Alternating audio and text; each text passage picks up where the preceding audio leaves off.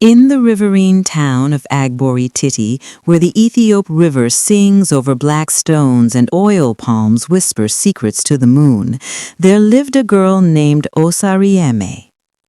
Osarieme was not the fairest, nor the richest, nor the one with the longest braids, but when she laughed, even the Igungun masquerades paused to listen. Market women said her voice could sweet-talk pepper soup into tasting better. Children trailed her like baby ducks. Men forgot their manhood and stared. Yet Osarieme nursed a quiet terror, the fear of being laughed at. To be ordinary in Agbori Titi was to be forgotten by tomorrow's gossip. Osarieme wanted her name carved into every conversation, the way the Benin bronze casters carve kings into metal that never rusts. One Harmattan morning, the Oba's youngest son, Prince Ikpemwolsa, fresh from university in Lagos, returned with wonders: a phone that carried moving pictures, earpieces that poured foreign beats straight into the skull, and a small drone that flew like a metal bird. The entire town gathered beneath the ancient Iroko by the riverbank. Old men removed their caps, mothers hushed crying babies. Even the river seemed to slow its flow. Osarieme arrived late, hips swaying, coral beads singing against each other.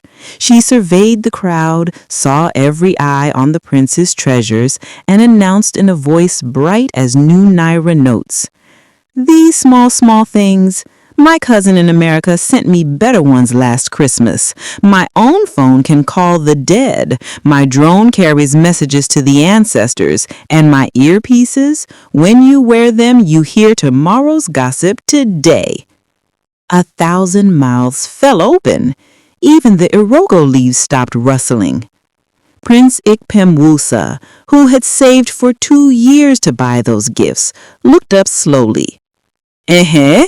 He said, calm as palm wine before it ferments. "Bring them, make we see." Osarieme felt the weight of every stare.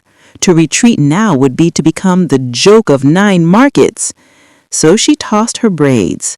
"They are in my box, too much power for common eyes." The crowd buzzed like bees around overripe mangoes. Some believed, some envied. The prince only smiled the small, dangerous smile of an Edo man who has just been challenged. That night, Osarieme could not sleep. The lie had been small, sweet, harmless, or so she told herself. But when she stepped outside to ease her bladder under the moon, she noticed the ground beneath her feet was empty. No shadow. The moon was fat and yellow, painting the compound silver. Every dog, every clay pot, every palm frond threw a perfect black shadow. But where Osarieme stood, the earth was naked. She lifted one foot, then the other. Nothing followed. She waved her arms like a masquerade. Still nothing. She laughed, too loud, too sharp, told herself it was moonlight trickery, and went back inside. Morning came. The sun climbed high and unforgiving. Everyone's shadow returned, except hers. By afternoon, the children were singing a new song. "Osarieme no get shadow, oh, Osarieme na witch." Evening, the palace elders had summoned her. By nightfall, the verdict was delivered beneath the Iroko. "A person without shadow cannot walk among the living. Shadows do not lie, people do." Until her shadow returned, Osarieme was banished to the old hunter's shrine beyond the rubber plantation, where even the masquerades feared to dance. Osarieme cried, but tears without a shadow looked like rain falling from an empty sky. So her exile began. She tried everything. She rubbed red oil and chalk on the ground. She danced under the noon sun until her soles peeled. She begged the moon, threatened the river, bribed children with her last gold earrings to lend them her shadows for one day. Nothing. On the seventh night, starving and desperate, she crept to the sacred grove where the great python, Aidowedo, was set to sleep coiled around the roots of the world. There she met Mama Eki, an ancient herbalist whose eyes had seen 3 centuries. "I have no shadow," Osarieme whispered. "I lied once to save face, and now I am only half." Mama Eki chewed her kola nuts slowly. "Your shadow did not vanish. It ran away because it was ashamed to follow a liar. Shadows hate shame more than fire." "How do I bring it back?" "Go to the mirror lake that lies beyond the 9th bend of the Ethiop. There every runaway shadow waits for its owner, but the road is long and the price is heavy." "What price?" "From this moment until you reach the lake, you must speak only truth. One lie, even the tiniest, sweetest one, and the path will swallow you forever." Osarieme felt truth settle in her throat like a stone, but she had no other road. She left at first light. The first bend was easy. The 5th made her knees bleed. By the 7th, villagers she met laughed. "Osarieme, the shadowless girl." She wanted to say, "Mind your business," but the words turned to dust. Instead, she answered, "I lied about the prince's gifts. I was jealous and proud." Some spat. Some walked away. One old woman gave her roasted plantain without a word. At the 9th bend, she met Prince Ikpemwosa fishing alone. He looked up, unsurprised. "So the road brought you here?" "I lied about your wonders," Osarieme said, eyes on the river.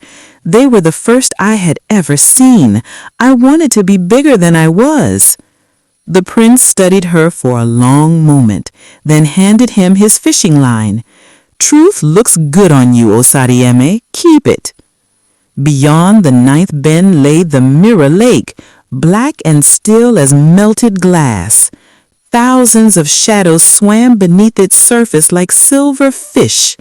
Osarieme knelt. "I am sorry," she told the water. "I thought if people praised me enough, I would become the praise. I was wrong." She dipped her hands. The lake was warm as fresh palm wine. One shadow rose, tall, graceful, exactly her shape. It paused at the edge, then stepped out and slid across the ground to her feet like a faithful dog long starved of its master. The moment it touched her heels, Osarieme felt the sun acknowledge her again. She walked home lighter than harmattan wind. When she reached Agboetiti, the entire town waited at the crossroads. They expected a ghost or a madwoman. Instead, they saw a tired girl with clear eyes and a shadow that danced when she walked. The Oba asked, "Where is your proof?" Osarieme opened her empty palms. "I brought truth. It weighs nothing and everything." That night, beneath the Iroko, Prince Ikpemwosa placed the small phone in her hand. "Keep it," he said. "Now it truly carries tomorrow because you have learned to live in today." Years later, Osarieme became the woman whose stories were small but always true. Children sat at her feet and never mocked her again. They listened. Market women begged for her proverbs. Even the river seemed to sing softer when she passed. And sometimes on moonlit nights, Osarieme would step outside and greet her shadow like a sister returned from war. "Thank you for leaving," she would whisper. "You taught me that a woman who cannot stand in her own truth has no ground worth standing on." The shadow never answered. It simply stayed, long, loyal, and unafraid. Proof that even the parts of us that flee can be called home by one brave, unbroken truth.